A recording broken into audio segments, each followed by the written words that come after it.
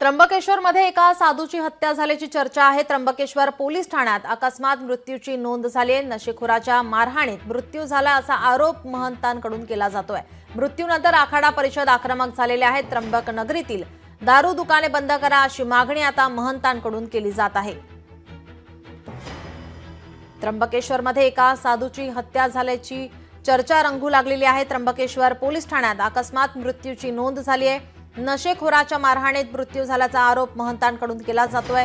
मृत्यूनंतर आखाडा परिषद आता आक्रमक झालेला पाहायला मिळतोय। त्र्यंबक नगरीतील दारू दुकाने बंद करा अशी मागणी आता महंतांकडून केली जात आहे। आखाडा परिषदेने पोलिसांकडे मारहाणीचे सीसीटीव्ही फुटेज आता सादर केल्याची माहिती समोर येते। महंतांकडून आता आरोप केला जातोय। नशेखोराच्या मारहाणीत मृत्यू झाल्याचा आरोप आता महंतांकडून केला जात आहे। यानंतर आता आखाडा परिषद आक्रमक झालेला पाहायला मिळतोय। त्र्यंबक नगरीतील दारू दुकाने बंद करा अशी मागणी आता महंतांकडून केली जात आहे। त्र्यंबकेश्वरमध्ये एका साधूची हत्या झाल्याचं आता बोललं जातं अशी चर्चा रंगू लागलेली आहे। आखाडा परिषदेने पोलिसांकडे मारहाणीचे सीसीटीव्ही फुटेज सादर केलेले आहे। त्र्यंबकेश्वर पोलीस ठाण्यात अकस्मात मृत्यूची नोंद झाली आहे। मात्र नशेखोराच्या मारहाणीत हा मृत्यू झालेला आहे असा आरोप महंतांकडून केला जात आहे।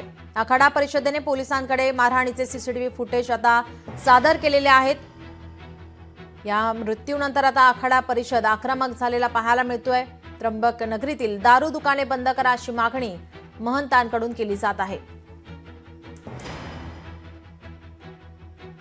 आपण हे दृश्य पाहतोय सीसीटीव्ही मधील। यामध्ये एका साधूला मारहाण केली गेलेली आहे। या नशेखोराने या साधूला मारलेला आहे। हा मारहाणीचा व्हिडिओ सध्या आता समोर येतोय आणि हा व्हिडिओ सीसीटीव्ही फुटेज आता आखाडा परिषदेने पोलिसांकडे सादर केलेला आहे आणि या मारहाणीतच या साधूंचा मृत्यू झाल्याचं आता बोललं जात आहे। महंतांकडून आता सांगण्यात येत आहे आणि याच प्रकरणी आता आखाडा परिषद आक्रमक झालेला पाहायला मिळतोय। आपल्यासोबत महंत सुधीरदास हे फोन लाईन वरून जोडलेले आहेत। आपण पाहतोय या ठिकाणी आता हा सीसीटीव्ही फुटेज समोर येतोय।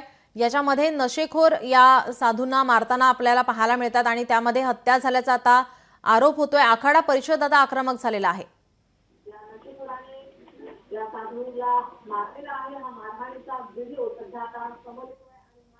हॅलो, माझा आवाज आपल्यापर्यंत पोहोचतोय?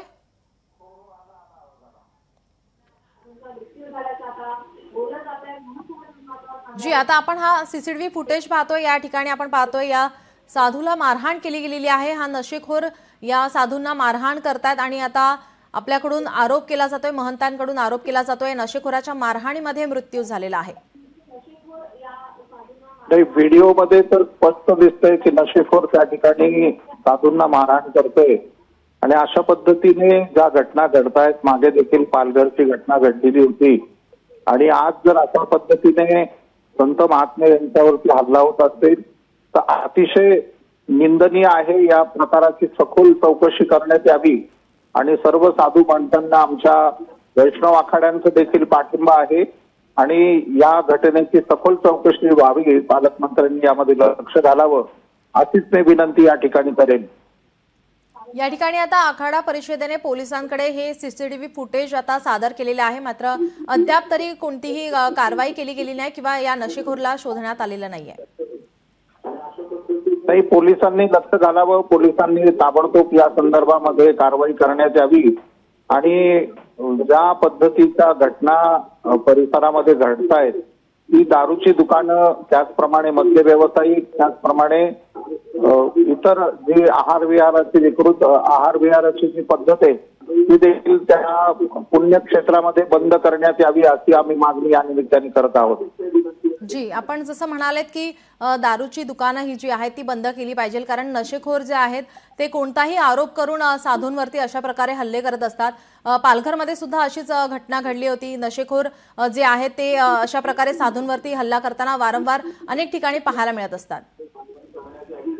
निश्चितच या उडाणटप्पू लोकांचा उपद्रव हा नाशिक क्षेत्र, त्र्यंबकेश्वर किंवा जे काही धर्मक्षेत्र आहे यावरती भिकाऱ्यांचा उपद्रव खूप मोठ्या प्रमाणावर वाढत चाललाय।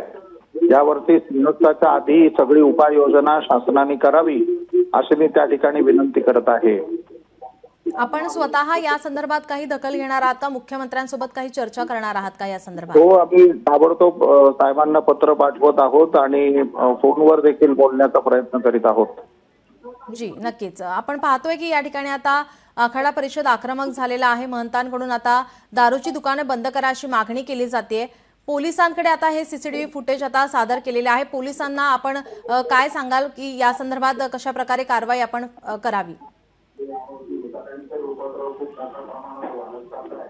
हॅलो. जी, माझा आवाज आपल्यापर्यंत पोहोचतोय? हो, येतोय.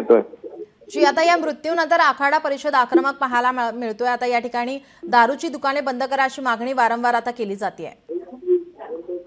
हो, नाशिक क्षेत्रामध्ये देखील अगदी या संदर्भाचे दारूची दुकानं बंद व्हावी आम्ही मागणी केलेली आहे आणि तीर्थक्षेत्र दर्जा अ मिळाल्यामुळे यात या सगळ्या घटना अंतर्भूत व्हाव्यात अशी आमची विनंती. ज्यायोगे त्या क्षेत्राची पवित्रता ही टिकून राहील आणि अशा पद्धतीने मद्यपी आणि झुंडशाही करणारी किंवा भिकारी लोक जे दादागिरी करत असतात त्यांना देखील आळा मिळेल आणि जी मद्य आणि मांसांची दुकानं आहेत ती देखील त्या ठिकाणाहून बंद करण्यात यावी.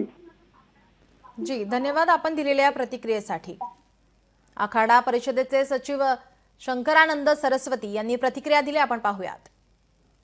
त्र्यंबकेश्वर येथे दिनांक 19 एप्रिल रोजी संध्याकाळच्या वेळी साधारण एक साधू वेशात असणारा ग्रस्त त्याला काही समाजकंटकांनी काही नशेडी लोकांनी एक मुलांनी मारलेला आहे आणि त्याचा मृत्यू झालेला आहे. पोलिसांनी पंचनामा करून तो सिव्हिल हॉस्पिटलला पाठवलेला आहे. तर आम्हाला सकाळी माहिती मिळाली. त्या संदर्भात आम्ही चौकशी केली असताना आम्हाला तो एक व्हिडिओ आढळून आला. तो आम्ही पोलिसांना सादर केला.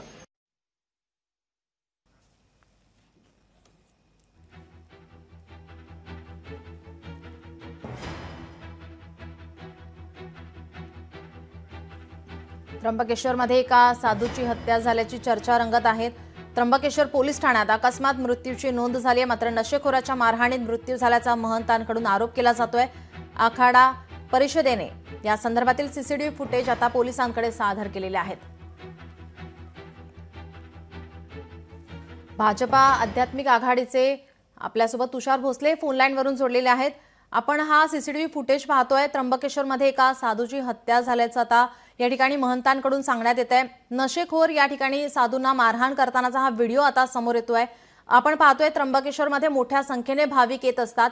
मात्र या ठिकाणी जी दारूची दुकानं आहेत ती बंद करावीत अशी मागणी आता महंतांकडून केली जाते. निश्चितच हा सगळाच प्रकार धक्कादायक आहे.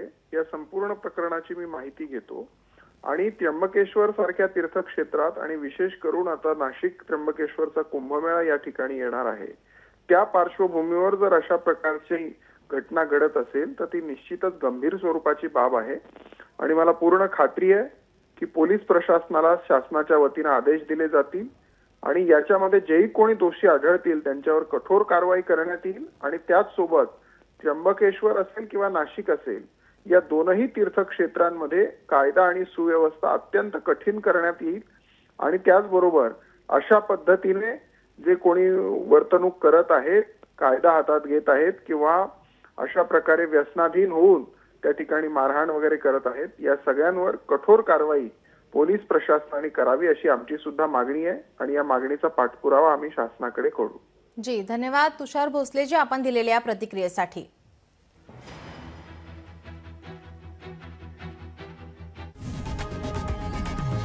लोकशाही मराठी ऐका, पहा, जागरूक रहा.